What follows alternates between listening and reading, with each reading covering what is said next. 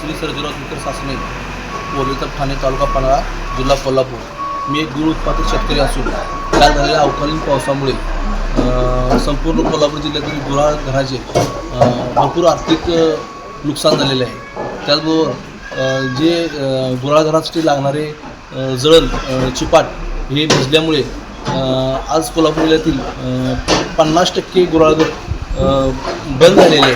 त्यामुळे आपल्या कृषी उत्पन्न बाजार समिती कोल्हापूरचे आवक कमी झालेले आहे. दुसरी गोष्ट, चालू वर्षी गुराळाचा दर मागील वर्षीपेक्षा बरेच घसरण झाल्यामुळे दर कमी असल्यामुळे गुराळ मालकाचे आर्थिक नुकसानाला सामोरे जायला लागलेले आहे. त्यामुळे आता या अवकालीन पावसामुळे परत एकदा गुराळ मालकांचे आर्थिक नुकसान होऊन बरेच गुराळघर बंद होण्याच्या मार्गावर आहेत.